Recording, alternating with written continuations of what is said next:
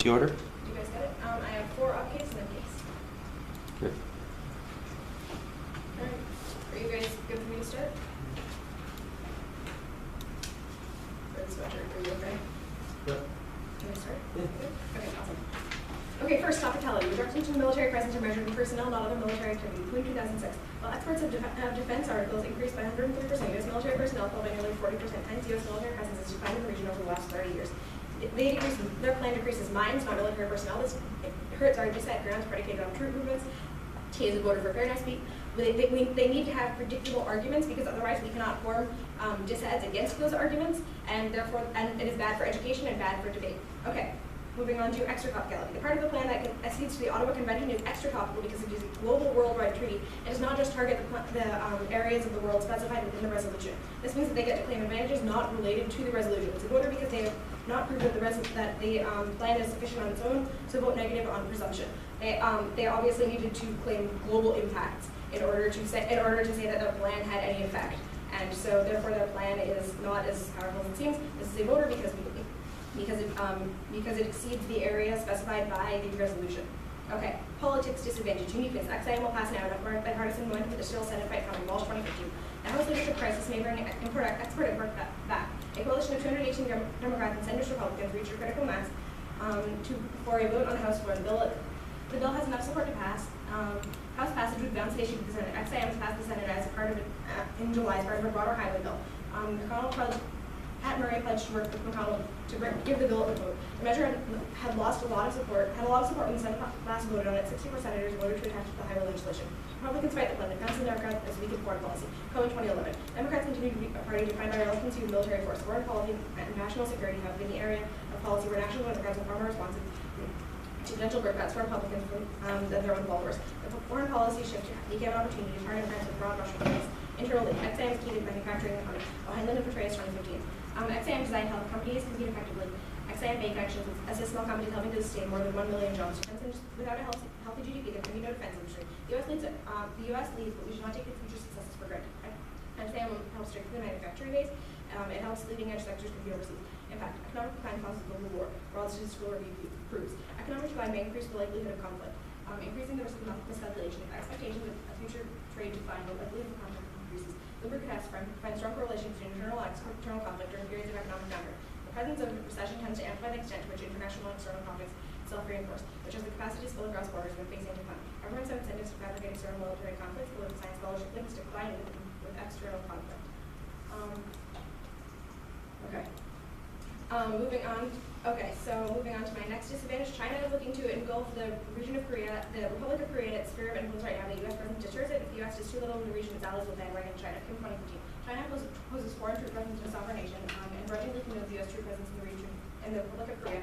China, however, has in their long-term interest to reduce U.S. influence in Korea and China's own influence. China thinks that it is possible for Korea to be observed into China's foreign ministry. Made the comment that we should not approach the U.S.-Korea alliance as a historical relic. We should not approach current security issues with military alliances left over from the Cold War era. The ROK would be tempted to jump on China's bandwagon if the U.S. does too little in Asia. If the U.S. influence in the region dwindles and China emerges as a benign alternative, the Republic of Korea and other neighbors of China will bandwagon China. The future hegemonic struggle will come down to the matter of who will build a regional order that is more appealing to the member states in the region. The ROK alliance is key. They hold the casting vote in 2015. The ROK-U.S. alliance added importance to the U.S. strategy of hedging against China's rise. The ROK may hold the casting vote. No other Asian alliances are more important than the ROK-U.S. alliance. In the absence of U.S. military commitments in the region, ROK may well be dragged into China's sphere of influence. The alliance needs to keep the ROK and the U.S. side to preventing the ROK from drifting towards China. Emboldened China culminates in escalation of nuclear war from the SES. Christensen 6-7. Coercive diplomacy with China is arguably more complicated than it was with the Soviet Union. In a world in which conventional conflict can conceivably escalate to nuclear war, the human tendency is a force for stability. But in East Asia today, governments draw competing maps. There are significant differences between mainland China and Taiwan about the sovereign status of government, and between China and Japan over Senkaku. There is also disagreement among China, Taiwan, the Philippines, Vietnam, Brunei, and Malaysia over the ownership of violence. We do take no comfort in the apparent sincerity. China has been more confident abroad. The Act claims that they are reducing hegemony in the region, but the reality is that by removing American presence there, they are merely increasing Chinese hegemony, which will increase world stability, which will increase instability within the world and lead to war, which will only negate any of the human rights impacts they have, because are just more people dying in the war. And that is significantly worse than any of the impact that they can claim. Okay, moving on to case. First, on their advantage about the Ottawa Treaty.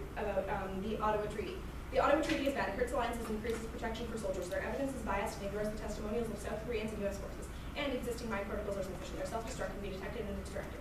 Rose and Grove in 2009. The logic for retaining current U.S. policy is compelling. The Ottawa Convention makes mistakes moral for verifiable comments. Dismisses time-tested lessons for our control. If the United States were to ratify the Ottawa Convention, it seriously threatens the sovereignty of the United States. Given the absence of proven alternatives to anti-policy landmines, Obama should seek exemption to the Ottawa Convention or change the U.S. landmine policy.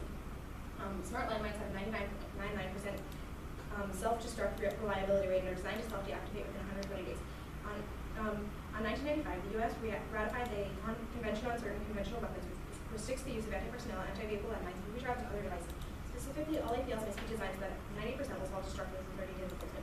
Amended Protocol 2 requires that all APLs be detectable, mandating that each mine contain at least 8 grams of iron in a single coherent mass. This ensures that the mine will be detectable by commonly available equipment. Parties to the Ottawa Convention must never assist or engage in any activity prohibited to a state party under this convention. Its requirement would have major political implications for the United States and the Republic of Korea and demilitarized zone. That might still have a valid and central role in protecting the United States forces and military operations. They deny the freedom to maneuver, allow us to fight with fewer forces. APLs provide tactical advantages on the battlefield. Self-destructing capability of today's scattered landmines increases maneuver options and increases humanitarian and addresses humanitarian concerns by reducing residual explosive concerns. The findings made out mirror the NRC study. Removal is viewed as presenting increased mission risk to allies, measuring increased number of casualties and increased loss of military equipment. Other forces were victorious and suffered fewer casualties when protected by APLs, but were overrun and slaughtered when not protected by APLs. Not surprisingly, the Ottawa negotiations did not hear from individuals whose lives or well-being were being protected by APLs, such as citizens of South Korea or members of the U.S. Special Forces. This is bad for U.S. security, bad for the security of the U.S. allies, bad for treaty-making process, and therefore a classic illustration of bad on civil justice. Obama should not seek exemption to Ottawa. Current U.S. landmine policy is responsible, and a series of studies and recent experiences confirmed that APLs continue to be important. Okay, going on to hegemony, they say that right now we want to increase our presence in the RFK to increase hegemony. That's true because U.S. hegemony is increasing stability in the region. The presence there is not only to assert U.S. dominance, it's to prevent China from gaining control of the region, it's to prevent North Korea from gaining power and promoting their own excesses onto South Korea. Okay, they say that U.S. hegemony is equal to racism, and it leads to is racism, and that any conflict that it prevents is exaggerated. That's not true. U.S. hegemony leads to peace, as we showed in our China disadvantage. The lack of U.S. hegemony there only leads to more escalation and global war. They say that struggles against hegemony are the main conflict there, but they didn't really provide any evidence for that. They just made broad sweeping statements. That are not applicable to the specific region of North Korea. And they say that withdrawing troops will lead to stability, autonomy, and peace, but they didn't really have any proof for that either. They just kind of made the sweeping statement. Whereas we know that it's a peaceful region right now with U.S. hegemony. And so, therefore, hegemony is good, and it is helping us to promote peace and stability within the region. Okay, and in terms of the Ottawa Treaty, they said that support of the Ottawa Treaty helps end human rights abuses. That's not true. As we read in our Groves and Gromond evidence, landmines actually help protect the people who are living near them, and they help protect the U.S. troops. They say that landmines violate human rights. As it says in our evidence, these are new technology. They don't explode. They self-destruct, and they're much easier to remove.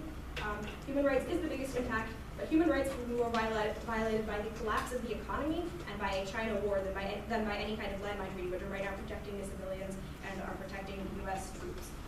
So therefore, you should not do it further. Yes.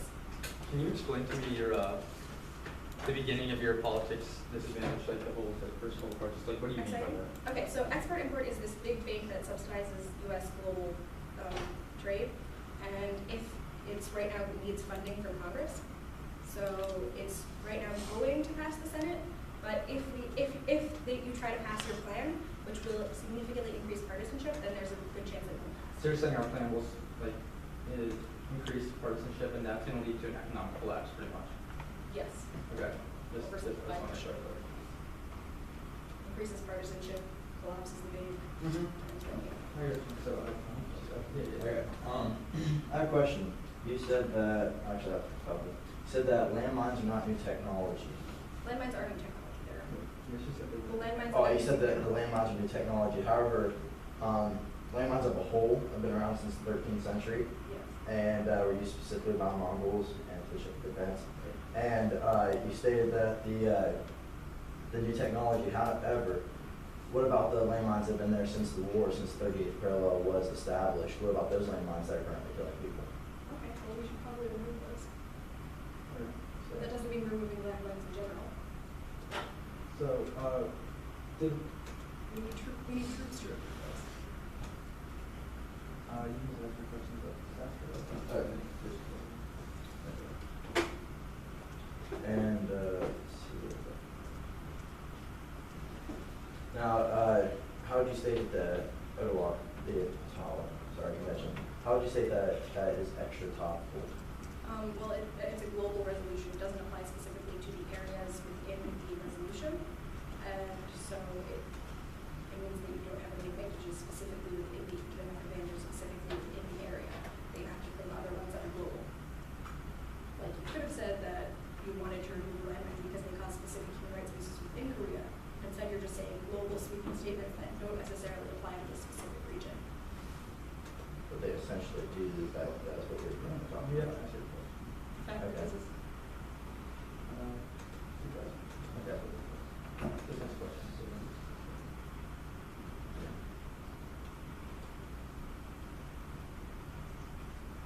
So what was your second argument that you had?